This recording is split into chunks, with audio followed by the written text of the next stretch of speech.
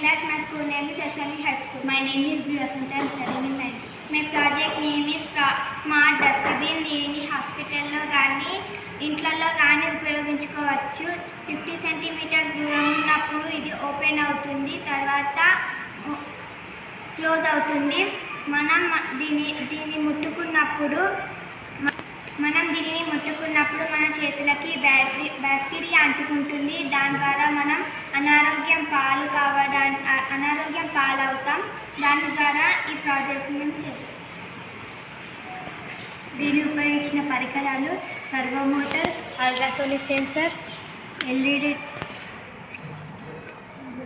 Jumper wires, Arduino board. మనం ఇప్పుడు దీనిని కనెక్షన్ ఇద్దాం.